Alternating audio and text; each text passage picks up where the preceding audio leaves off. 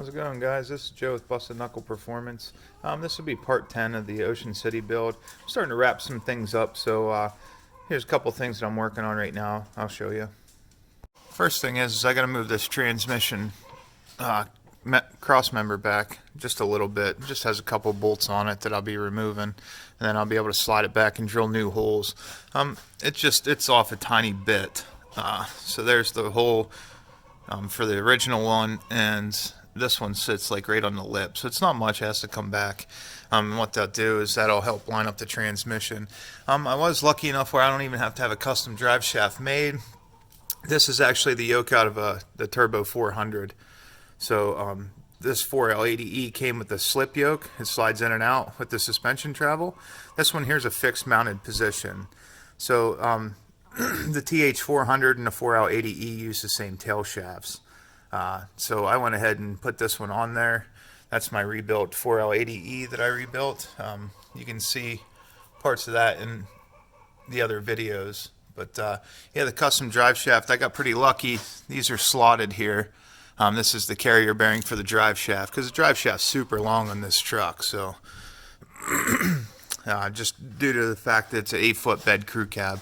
But yeah, they're slotted, so I was able just to loosen the bolts and slide it back to where it fit with this with the transmission sitting back that far. I was able to utilize the factory drive shaft, not have to get a custom one made.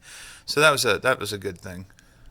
All right, so I got my transmission mount in place there, just mocking everything up so I know where to drill the holes. It's actually not very far. It's actually not very far off from the factory holes. There's the two factory holes there. So it's just got to drill a little hole there. That's all the further I had to move it. But yeah, everything's going to line up pretty good. Like I said, transmission will go in. I'll be able to bolt it in then. Just slid it back on here, and then the rest of the slack will get sucked up by that piece right there. So that slides in and out. It's telescoping. Got some parts in too. So I got the speed sensors come in. Got genuine GM parts here. I don't know if I trust them from the aftermarket companies you find on like Amazon and stuff like that. I don't know if I really trust them, but that's what it is speed sensors, the front and the rear. I got two of them. There's the other one. The other thing that was funny that was kind of missing was the alignment dials.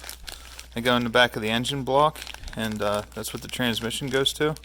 Before you get any bolts in, it helps line them up. So for some reason my block was missing them, so I actually found them online. ICT Billet makes them, so I'll get those installed then once I get the engine pulled back apart and separated. The other thing I got here was that's my transmission mount I used, if anybody's curious. Energy suspension. Let me see if I can find my knife here. Alright, and the transmission I got was out of a 2500 Express van. So the dipstick tube wouldn't work just because it's out of the van. It's really long.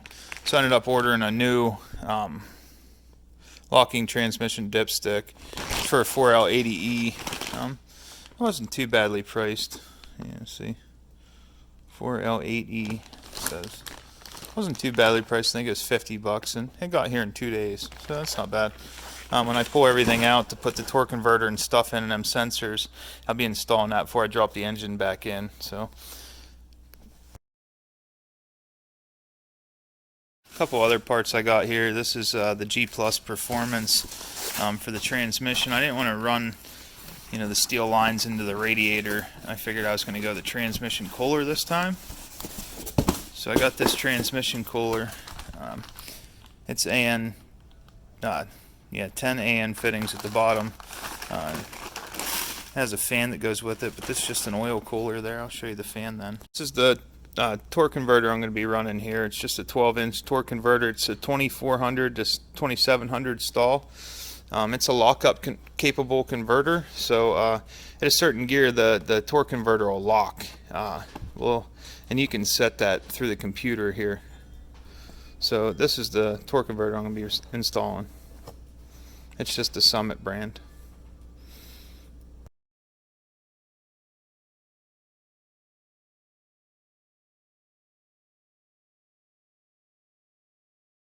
Alright guys, I'm installing headers onto the engine here. These are, I'll give you a good look at them. They're long tube headers. They're 1 7/8 inch header tubes. And then they get down and I welded a V-band on the bottom of them. So there's the V-band.